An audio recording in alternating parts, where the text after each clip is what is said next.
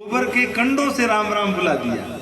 कुछ लोग तो सहजो बाई फूलाबाई के लिए भी कहते हैं कि फूलाबाई गाय का गोबर थापती और राम राम करती तो वह गोबर की थेपड़ी में से राम राम राम की आवाज सुनाई दी। तो संत कहते अब तुम गोबर से भी क्या गए बीते हो जो राम राम नहीं करो, गोबर से भी राम राम होने लग गया तो कथा सुनकर के आपसे मुख से राम राम हो जाए तो क्या बड़ी बात। तो हे बेटा, मैं ये कथा सुनकर यही जान पाई हूँ कि भगवान के नाम से बढ़कर के कुछ नहीं। जीव कलयुग के अंदर कोई भी साधन साध्य नहीं है। अब किसी को कह दो कि तुम तप करो, किसी को कह दो कि तप करो, अब यहाँ 3 घंटे बैठना होता है, उसमें भी हम कूलर देखते हैं कि कूलर हो तो जाकर बैठे हो, आई ठंडी ठंडी, कहाँ तप। थोड़ी सर्दी सहन नहीं होती, थोड़ी गर्मी सहन नहीं होती, थोड़ा सा सर दर्द हो जाए तो पड़ जाते हैं कि बस हम तो मर ही जाएंगे, तो कहाँ तक। तो कहने का भाव उसी तरह दान है, उसी तरह कि सब है। तो राम राम तो चाहे लेटे हुए करो, चाहे चलते हुए करो, चाहे नहा करके करो, चाहे बिना नहाए करो, बस संत शर्त इतनी रखते हैं कि राम राम की तार टूटनी नहीं चाहिए। राम राम कैसे होना चाहिए, बोले तेल धारा, पानी की धार अगर ऐसे करो तो टूट जाती है, पर तेल की धार टूटती नहीं। तेल की अगर धारे से बांधो तो तेल की धार अखंड होती है। वैसे ही राम राम काम करो, संसार का पालन करो, पर राम राम ऐसा करो जिससे तेल की धार होती है। राम राम राम राम ये धार टूटनी नहीं चाहिए। फिर देखने में आएगा राम नाम का चमत्कार, फिर देखने में आएगी भगवान की शक्ति। अन्यथा अब कलयुग है और भगवान की कितनी बातें बता दें, पर भगवान का प्रभाव, भगवान का सामर्थ्य व्यक्ति की दृष्टि में आता नहीं। वो भगवान के प्रभाव को जान नहीं पाता है, उनके सामर्थ्य का अनुभव वो कर नहीं पाता, और वहीं राम राम करने लगता है, मन पवित्र होता है, शुद्ध होता है, तो फिर भगवान की बात मन में जचने लगती है, मन में आने लगती है। और जो भगवान वाली बात मन में जची नहीं कि भजन हुआ नहीं, और एक समय ऐसा आता है फिर जीव को भजन करना नहीं पड़ता है, माला फेरनी नहीं पड़ती है। माला तो भगवान फेरते हैं, संत ऐसे भी भगत हुए जो माला नहीं फेरते। तो संत लोग कहते हैं आप संत हो फिर भी माला नहीं फेरते, तो संत कहते हैं कि कर जपूना मन जपून, माला फेरू ना हाथ, मेरी माला हरि करे, मैं पाऊं विश्राम। कि मैं माला करूं ना कर जपूं, लेऊं ना मुख से नाम, मेरी माला हरि करे, मैं पाऊं विश्राम। उसके बाद तो उस भगत की माला, कुछ दिन माला आप कर लो, बाद में आपकी माला भगवान करेंगे, आप विश्राम कर लो। पर शुरुआत में तो अपने को करना पड़ेगा। भूख हमें लगेगी तो भोजन भी हमें ही करना पड़ेगा। कल हम भगत जी बैठे हैं, परमेश्वर जी है कि रामेश्वर जी है, गए थे तो चर्चा चली, बोले महाराज जी हम तो थोड़ा बहुत करते हैं पर हमारी घरवाली खूब भजन करती है। तो भैया घरवाली करती है तो घरवाली, भूख तुमको लगती है तो भोजन घरवाली पा लिया करे, तुम खेत का काम करो नींद घरवाली ले ले, तो ऐसा तो होता नहीं। भूख अगर हमें लगी है तो भोजन भी हमें ही करना पड़ेगा। वैसे ही जन्म मरण का रोग अगर हमें लगा है तो भजन भी हमें ही करना पड़ेगा। पत्नी भजन करेगी तो उसको मिलेगा, पति भजन करेगा तो उसको मिलेगा। हाँ, एक बात उन्होंने और पूछी थी कि महाराज पत्नी भजन करती है तो आधा तो मेरे को मिलता ही होगा। तो सिद्धांत ऐसा नहीं है। तो सिद्धांत क्या है, पत्नी कितना ही भजन करे, कितना ही दान करे, कितना ही पुण्य करे, वो पति को कुछ नहीं मिलता, क्योंकि वो उसकी अर्धांगिनी है, उसके पीछे आई हुई है। पति को कुछ नहीं मिलता, ये पक्की बात है। नहीं नहीं, ऐसा नहीं है। पत्नी का जो पुण्य है, जो धर्म है, उसके पास रहता है, पति को कुछ भी नहीं मिलता है। लेकिन दूसरी बात सुनिए, अब आप थोड़ा बोलेंगे तो फिर कथा और लंबी हो जाएगी। तो पत्नी कितना भी धर्म करे, पुण्य करे, पति को कुछ नहीं मिलेगा। और अगर पति करे तो उसका आधा पत्नी को मिलता है। ये सत्य बात है। अगर पति माला फेरता है तो पत्नी को, अब ऐसा कहा जाता है कि अर्धांगिनी, पति को अर्धांग कभी नहीं कहा जाता कि ये अर्धांग है, पर पत्नी को अर्धांगिनी कहा जाता है, अर्थात आधे अंग की आधे पुण्य के अधिकारी। तो माताएं इतना भी करती है वो उनके पास में रहता है, लेकिन पति अगर कितना ही पुण्य करे तो आधा पुण्य पत्नी को मिलता है। और दूसरी बात, पत्नी के द्वारा कोई अपराध हो जाए, कोई पाप हो जाए तो आधा पाप पति को लगता है। अब ये मर्यादा है। हम महाराज अब माता, ये तो भगवान की कृपा है जो इनको माता बनाया है, जो ये तो इनकी तो जीत ही जीत है। और भाई लोग तो बेचारे हर तरह से भगवान ने छोटा कर दिया। एक अहंकार और डाल दिया कि मैं पुरुष हूँ, अब उसमें और मर जाओगे, उसको मारने में भी जन्म जन्म लग जाते हैं, जो एक अहंकार है कि अरे हम तो नारायण। भजन की बात बड़ी है, माता देवहूति एक ही संकेत करती है, भजन करो भजन करो, जैसे भी करके भजन बन जाए। भजन बन गया तो सब बन गया, और सब बन गया अर्थात संसार सब बन गया, और भजन नहीं बना तो कुछ भी नहीं बना। एक छोटा सा प्रसंग है जो हम कह दें, कबीर दास से जुड़ा हुआ प्रसंग है। एक बहुत बड़े आचार्य हुए पद्मनाभ आचार्य, जिनका हम मंगलाचरण में नाम लेते हैं। कबीर कृपाते परम तत्व पद्मनाभ परचो लयो। ये पद्मनाभ हुए जो बहुत बड़े विद्वान थे, और विद्वान भी ऐसे थे महाराज कि प्रत्येक शास्त्र के प्रत्येक श्लोक का इनको ज्ञान था, और खुद भी श्लोक बना लेते थे, और विद्वान भी थे और सिद्ध भी थे।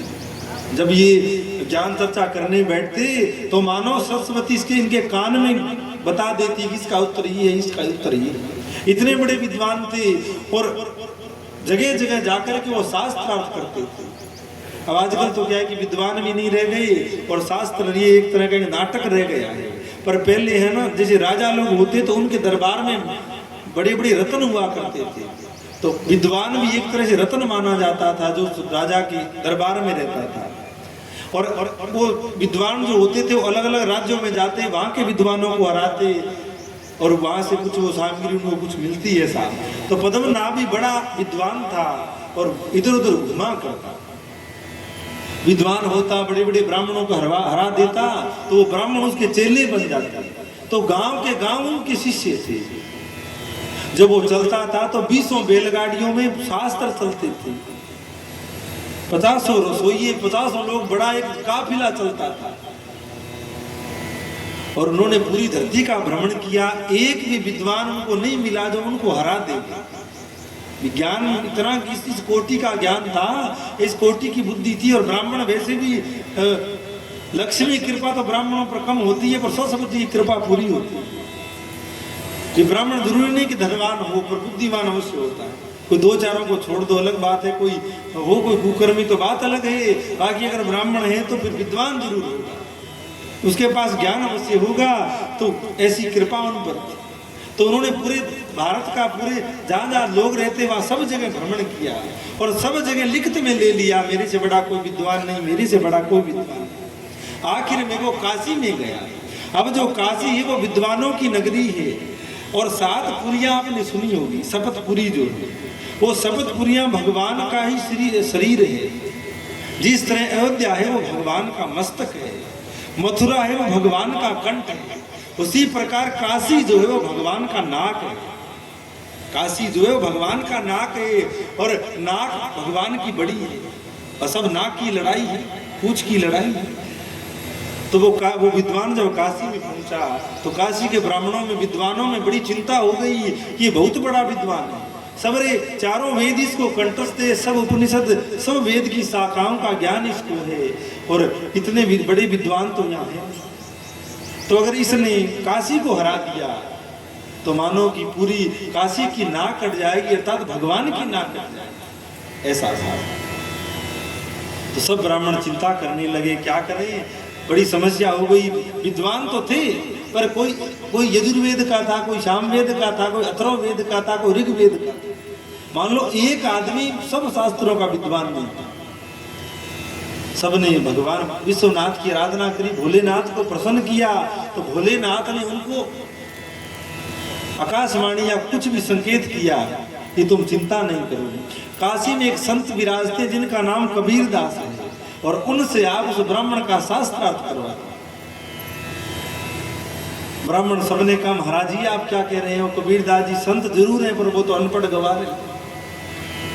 कुछ जानते नहीं है। तो शिव जी ने कहा, मैंने कहा उतना करो। तो सब ब्राह्मण इकट्ठे होकर कबीरदास जी के पास गए। महाराज पद्मनाभ आचार्य जो विश्व विजयी है वो यहाँ पर आया है, उसके साथ आपको शास्त्रार्थ करना है।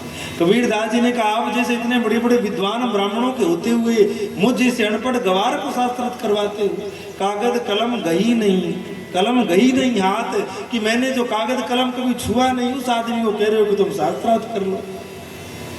जो वेद पूरे वेदों का नाम ही नहीं जाने वो क्या शास्त्रार्थ करे। तो संतों ने कहा, महाराज हम नहीं कह रहे, तो कौन कह रहा है? बोले विश्वनाथ स्वयं कह रहे हैं, भोलेनाथ स्वयं कह रहे हैं कि कबीरदास से शास्त्रार्थ करवा दो। तो कबीरदास जी ने कहा, चलो भगवान कह रहे हैं फिर तो मैं कर लूंगा, क्योंकि ज्ञान भगवान ही देंगे। अब आप बताइएगा कबीरदास जी को ज्ञान नहीं? ज्ञान तो बहुत है, पर ज्ञान का अहंकार नहीं है कि मैं ज्ञानी हूँ। ज्ञान तो बहुत है, अखंड ज्ञान कबीरदास जी का है, लेकिन उनमें अभिमान नहीं है कि मैं ज्ञानी हूँ। तभी तो उन्होंने हाथ जोड़े, महाराज मैं कहाँ पढ़ा लिखा नहीं। और ज्ञान पढ़ने लिखने से भी नहीं होता। ठीक है, किताब के जो अक्षर हैं, किताब के जो शब्द है वो जान लिए जाते हैं, बाकी ज्ञान तो भगवान की कृपा से होता है और या ठोकरे खाने से होता है। कहावत है ना कि अक्ल बिदाम खाने से नहीं आती है, ठोकर खाने से आती है। तो उस पद्मनाभ कबीरदास जी ने कहा कि भैया मैं कहीं जाऊंगा नहीं, उसको भी यहीं ले आना। अब वो इतना बड़ा वो महारथी विद्वान था, कई हजार लोग उसके साथ चलते थे। ब्राह्मणों ने बड़ा स्वागत किया, बड़ा उनका सब रहन सहन सब उनका रखा अच्छा। और अब उन्होंने कहा भी चलो हम शास्त्रार्थ करते हैं, आप सब विराजो और शास्त्रार्थ करो। तो उन ब्राह्मणों ने कहा, महाराज अब हम अलग अलग शास्त्रार्थ करेंगे तो आपको भी समय लगेगा, और सब एक एक विषय की जानकार हैं, तो आप कबीरदास जी के साथ शास्त्रार्थ कर लीजिए। अगर आप उनको हरा दोगे तो हम काशी की हार मान लेंगे, और वो जीत जाएंगे तो हम सब अपनी जीत मान लेंगे। तो उन्होंने कहा ठीक है, बुलाओ उनको। तो ब्राह्मणों ने कहा, महाराज आपको चलना पड़ेगा, वो नहीं आएंगे। अब महाराज का ठीक है चलो। तो वो सोचने लगा कितना बड़ा विद्वान होगा और कितना बड़ा ही उसका वैभव होगा। इतना बड़ा पद्मनाभ सोचता भी मैं इतना बड़ा विद्वान हूँ, मेरे साथ इतना असला चलता है, हाथी घोड़े रथ पालकियां चलती है, इतने सब ताम धाम चलता है, तो ये कबीरदास तो कितना बड़ा ही होगा, बड़े महल में सोने के आसन पर बैठा होगा। पर जैसे ही कबीरदास जी के यहाँ ये वो आचार्य पहुंचा तो घास फूस की झोपड़ी है और एक उसकी एक टाट बस बिछी हुई है, उसी पर कबीरदास जी बैठे। और उसने सोचा बड़ी गद्दी पर बैठा होगा और मेरे को भी सोने की गद्दी दी जाए। तो एक बोरी पर कबीरदास जी बैठे थे, एक बोरी और बिछा दी के महाराज बैठे। मानो आज तक जो सीधा कहीं नहीं बैठ, लोगों के बीच में ही नहीं बैठा हो, कभी जो ऊंचे आसन पर बैठा हो, इतना बड़ा आचार्य होगा तो ऊंचे ही बैठेगा, वो आदमी आज धरती पर बैठ गया, बोरी पर बैठ गया। प्रसंग तो बड़ा है, पर हम थोड़ा सूक्ष्मता से कहें। आचार्य ने कहा महाराज पूछो, शास्त्रार्थ शुरू करो। अब पूछता कौन है?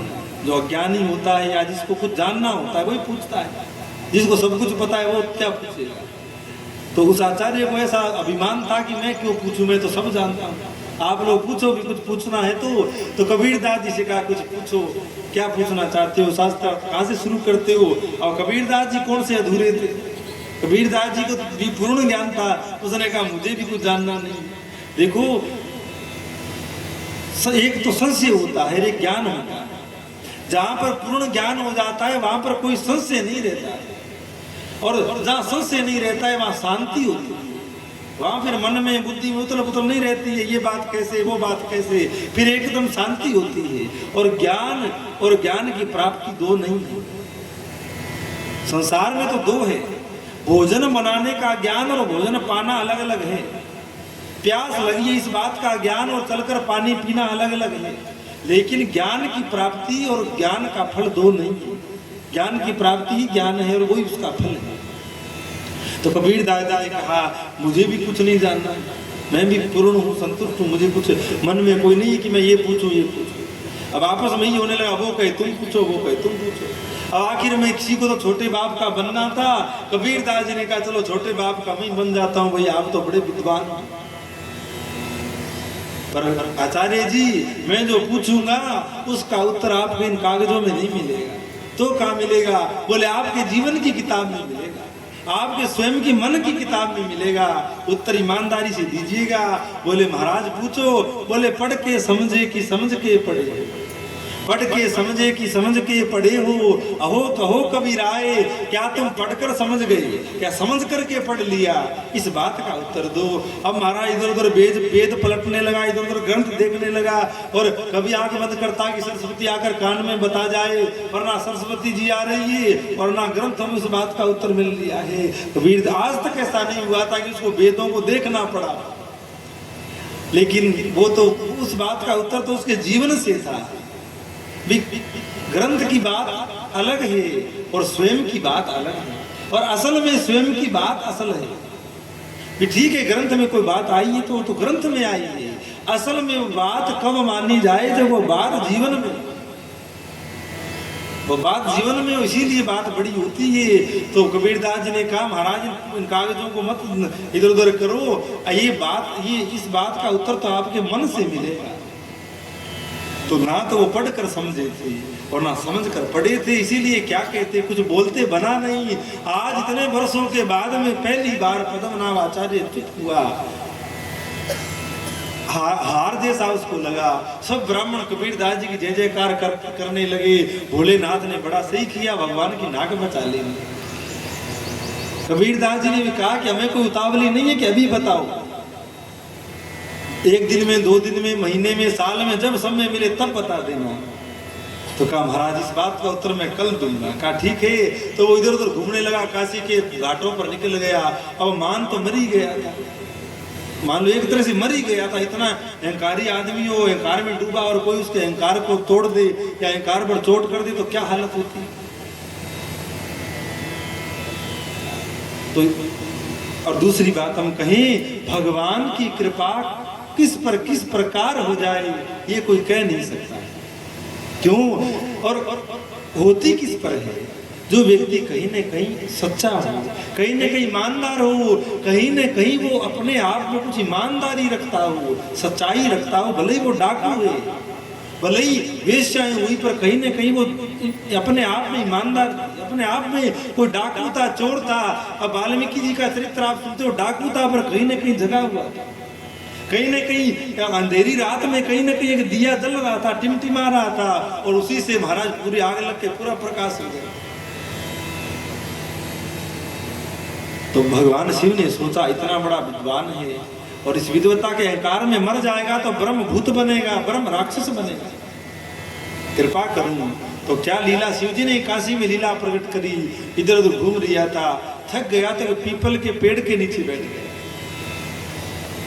और पीपल नीचे बैठा तो भगवान की कृपा से प्रकट हुई। उसने क्या देखा कि वो पीपल पूरा भूतों से भरा हुआ,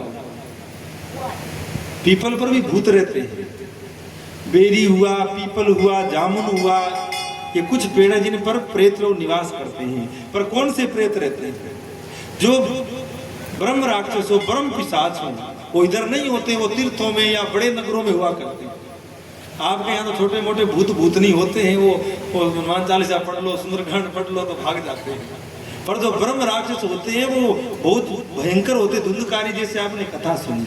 तो उन आचार्य जी ने क्या देखा कि पेड़ की जो पीपल में जितनी डालियां थी, सब डालियां पूरी भूतों से भरी हुई, पैर लटकाए पूरी डालियों पर प्रेत बैठे थे। थोड़ी देर बाद वो प्रेत लड़ने लगे, झगड़ा करने लगे।